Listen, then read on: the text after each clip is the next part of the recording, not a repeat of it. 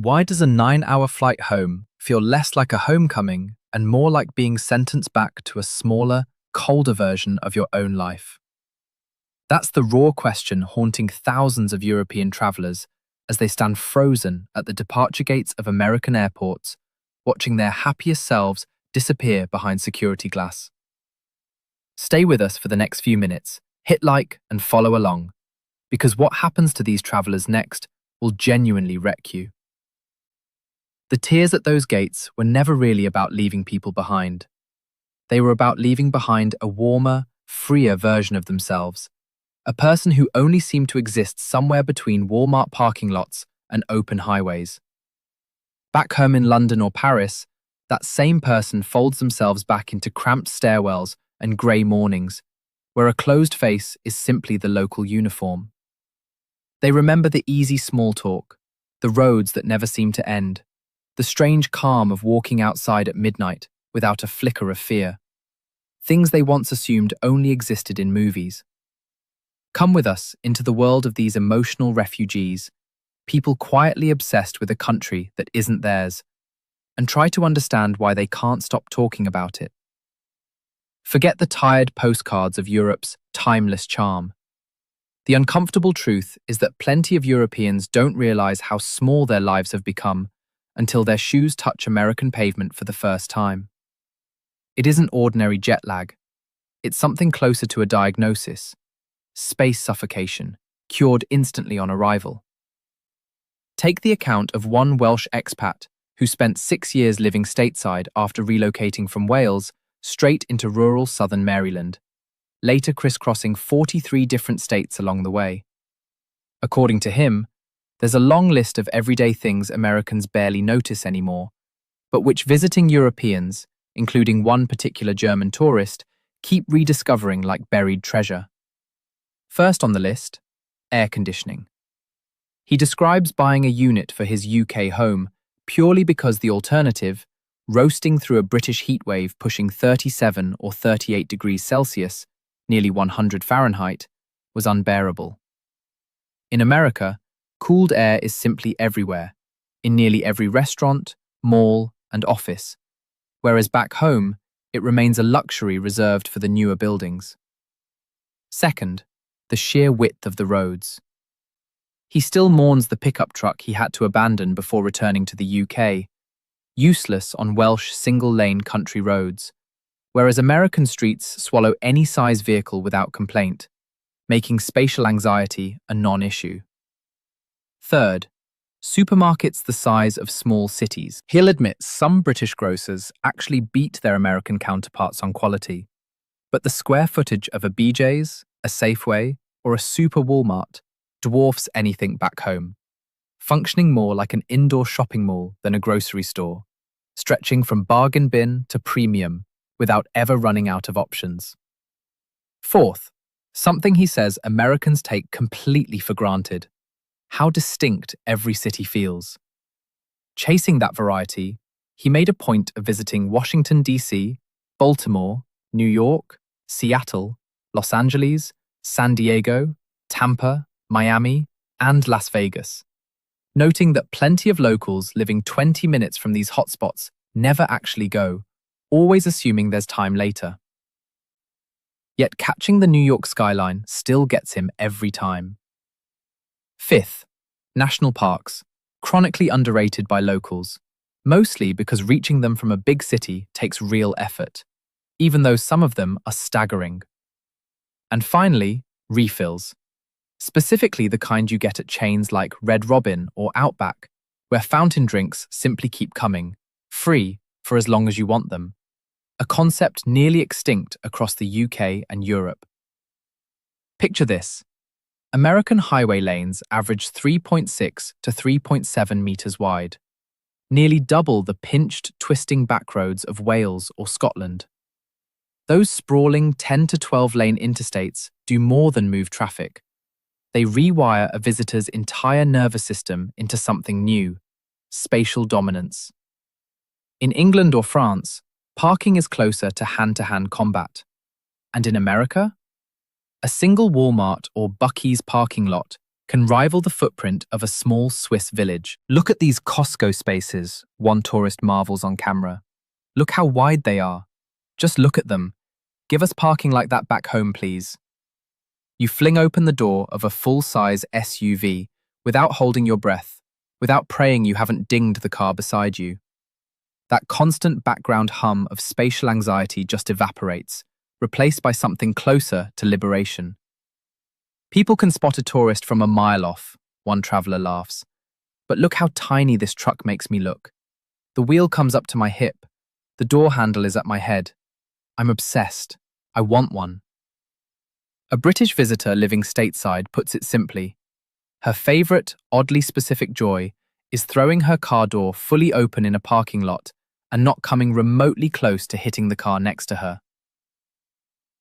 The contrast is loudest around pickup trucks. Owning something like a Ford F-150 or a Ram 1500 in Europe is basically a lifestyle punishment.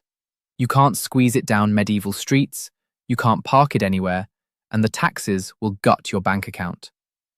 In America, that same truck is a badge of freedom.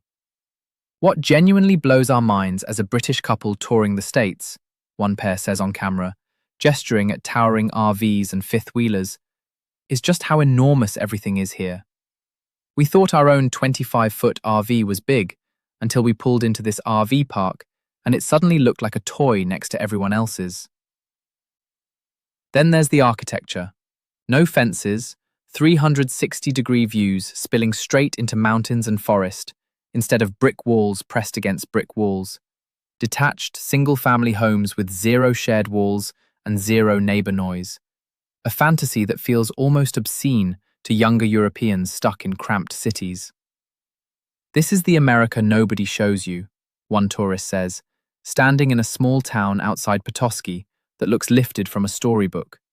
Every house painted a different color, manicured porches and gardens everywhere, flags on practically every lawn, plus a flag for the town itself, something she'd never once seen back in the UK. She braces for the residents to be stuck up, given how picture-perfect everything looks, and instead finds them disarmingly warm, humble, and genuinely kind. Nothing like the tourist trap she expected. The so-called coziness European media loves to romanticize turns out to be a cruel euphemism for shoebox apartments and Mini Coopers you can barely turn around. Standing back in a London living room smaller than the cab of an American semi-truck, returning tourists realize they haven't just come back from a trip. They've stepped out of an exaggerated film set and back into real, suffocating life. This might be the most stereotypically American neighborhood I've ever laid eyes on, says one visitor, filming wide streets and sprawling houses. This is exactly what I pictured as a kid. So much space. I wish I'd grown up somewhere like this, because British neighborhoods are packed in tight, tiny roads, barely any parking anywhere. Would you rather squeeze a Mini Cooper around every blind corner, or let an F-150 roam free across a 1,000-mile highway? That's the choice these tourists keep circling back to. But the space is only the surface. What actually breaks these tourists down, what turns pride into tears, is something invisible and far more contagious: the smiling. Something wild about Americans, one traveler says, grinning, is they'll just smile at you for absolutely no reason. You're walking along and someone goes, "Hey, how's your day going?" First time it happens, you're like, "Wait, do I know this person?" And eventually, you catch yourself doing it back, because it's contagious. It's such a small thing, but it makes everybody happier. In their first days stateside, most European visitors develop something close to a new syndrome: suspicion of friendliness. A stranger smiles and asks how your day's going, and your gut instinct is to flinch. Is this a scam? A pickpocket? A pyramid scheme pitch? Back in London or Paris, spontaneously smiling at a stranger on the train gets you looked at like you've escaped from somewhere.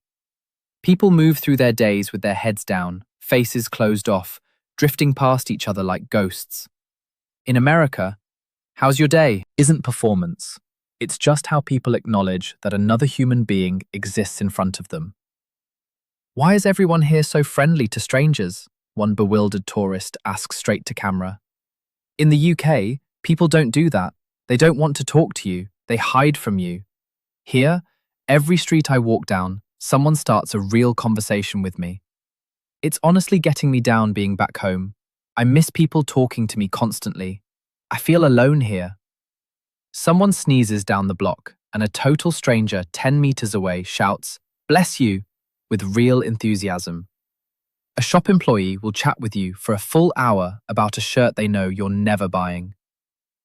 One of the biggest culture shocks I noticed from day one, says another traveller walking home in the dark, is that everyone here says "bless you." I sneeze, some guy across the street calls it out. Back in the UK, I don't remember that ever happening once. Why is that? Within days, that current of warmth works its way into the bloodstream. Tourists who arrived guarded and closed off catch themselves smiling back unconsciously, slowly absorbing an uncomfortable truth one British visitor eventually put into words. Americans just seem to enjoy being alive more than people do back home. One woman describes flying home after 2 years in the States for a short 4-day family visit, and how strange it felt driving through streets she'd known her whole life and not feeling like she was actually home, just recognizing it. Ordering coffee, she caught herself doing her Americanisms, smiling, chatting warmly with the barista, only to be met with a blank stare and total silence in return. At restaurants, nobody offered water on arrival, and she waited 15 minutes just for a drink order. Small things she'd stopped expecting to tolerate. She's careful to say not everyone was cold.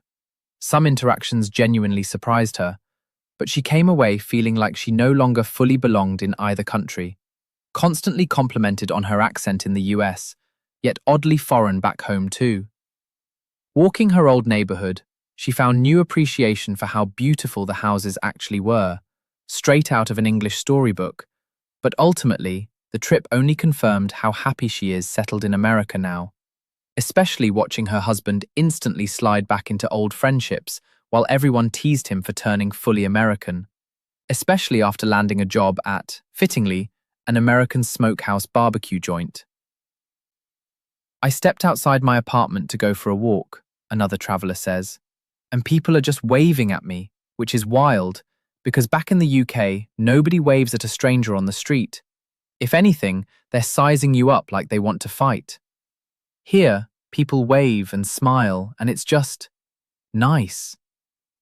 Would you ever try smiling first at a total stranger on the London Underground? Don't. Somebody's calling the authorities. Between a stone-faced waiter in Europe and someone who greets you like an old friend in America, who do you actually want to tip generously? And when all that warmth turns into action, that's when European skepticism finally shatters completely. What happens when kindness isn't just a passing pleasantry, but shows up directly on your dinner bill? "He paid for your whole dinner?" one interviewer asks. "Yeah," comes the reply. "We went to pay and they said it was already covered." Another traveller recalls a stranger quietly paying for their morning beer before they even got to the register.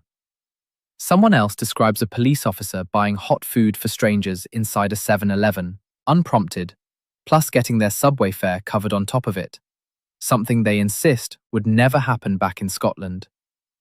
A group of Scottish fans dining in Boston were stunned mid-meal when their entire bill turned out to have already been settled by a stranger at the next table, whose only explanation on the way out was that he'd noticed their Scottish jerseys and was simply glad they'd chosen to visit. Traveling through the American South, one couple confirms Southern hospitality is very real, describing strangers showering compliments on a novelty MAGA hat one of them wore as a tourist prop, constant friendly questions about where they were from, and warmth that felt entirely unforced.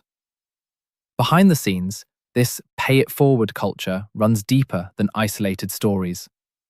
In America, from Uber drivers to small-town locals, visitors are treated like welcomed guests rather than tolerated inconveniences, the reverse of how tourists often feel navigating England or France. Strangers invite you to backyard barbecues on the first meeting. An elderly couple once slipped a $100 bill to a young traveling girl, specifically so she could buy herself a new bicycle. Coming from cultures where costs are split down to the last cent, that kind of no-strings generosity lands like a small emotional gut punch, forcing tourists to confront the idea that kindness isn't something you ration. Beyond human warmth, America hits visitors with amenities that feel decades ahead of home. Stepping into a driverless Waymo, gliding silently through city traffic, feels less like transportation and more like slipping through a portal into the future. Garbage disposals built directly into kitchen sinks, quietly obliterating food waste in seconds, remain a near mythical convenience in older European apartments. Drive-through culture lets you deposit a check, pick up library books, grab prescriptions, or order a hot meal without ever leaving your car. Right turns permitted on red lights keep traffic moving. Free, powerful vacuums wait at the car wash. And nothing hits harder in a heatwave than stepping from 37 degrees Celsius air straight into full-blast central air conditioning, while people back in London are still fanning themselves through another sweltering summer. Then comes the supermarket, and with it, the stomach-level shock. Stepping inside a Walmart, Costco, or Target for the first time, food stops being just food and becomes a full-blown declaration of abundance. Picture a Swiss tourist standing paralyzed in front of an endless aisle of grains, pillow-sized bags of chips, baby bottles holding nearly 4 liters, and egg cartons stacked 60 at a time. The scale alone reframes what grocery shopping even means. Free refills push it further. Europeans used to paying for every glass of water suddenly realize they can refill a soda as many times as their body can handle at no extra cost. Compared to standard European portions, a single plate at In-N-Out, Chick-fil-A, or Waffle House could realistically feed a family of 4 back home. Then there's the roadside phenomenon of places like Buc-ee's, hundreds of gas pumps, dozens of beef jerky varieties, and bathrooms cleaner than plenty of European hotels. From ranch dressing tourists want to smuggle home by the case, to the shockingly cheap price of beef, that same sense of overwhelming abundance quietly dismantles decades of careful, restrained European spending habits. Would you dare refill your own litre-sized soda for free? Between an overpriced half-dozen eggs in the UK and a towering 60-pack for a similar price in the US, which are you actually choosing? Past the dazzling supermarkets and neon city blocks, the true emotional finishing blow is nature itself, more overwhelming than any postcard or film could ever capture. Picture an English tourist standing at the edge of the Grand Canyon, or in the blazing red rock of Snow Canyon, completely swallowed by the scale of it, before finally breaking down in tears, whispering the same phrase heard again and again across this entire journey. I wish I had been born in this country. The numbers back it up. The US holds 63 national parks, more combined acreage than the entirety of the United Kingdom. The biodiversity alone feels like walking onto a real Jurassic Park set. Alligators lounging in Florida one week, black bears and moose wandering snow-dusted Colorado peaks the next. Add in the quintessential Texas river float, drifting on an inner tube with an ice-cold beer among hundreds of cheerful strangers, or standing dwarfed beneath thousand-year-old sequoias with views stretching uninterrupted for miles, and a genuine paradox emerges. The world's leading tech superpower somehow also protects some of its most untouched wilderness. Would you rather wander a 1,000-year-old forest or sit gridlocked in London traffic? If you could disappear anywhere for a few weeks of total peace, would you pack a bag for the Utah desert tomorrow? Majestic scenery is one thing, but nothing rattles tourists quite like the sheer, casual trust baked into everyday American life. The biggest jaw drop for anyone from London or Paris is the sight of packages sitting untouched on a porch all day. No gate, no chain, no doorman, just sitting there until someone gets home from work. That same fenceless trust defines American suburbs. Open green yards instead of concrete walls and barbed wire. Strollers and personal bags left casually on sidewalks outside shops. A whole free stuff curb culture where unwanted furniture or electronics get left out with a handwritten free sign for anyone who needs it. Tailgates before football games where total strangers gather around pickup trucks to grill, drink, and share food without a second thought.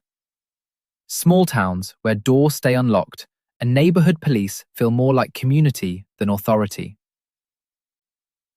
It stands in stark contrast to the low hum of anxiety around pickpockets and dimly lit subway platforms across parts of London or Paris. How long would a package survive unattended outside your front door? Would you dare leave an expensive bike unlocked outside a cafe while you sat inside all afternoon? Underneath all that community trust sits something even bigger: genuine economic opportunity. A few weeks stateside is often enough to permanently reframe how someone sees their own life back home.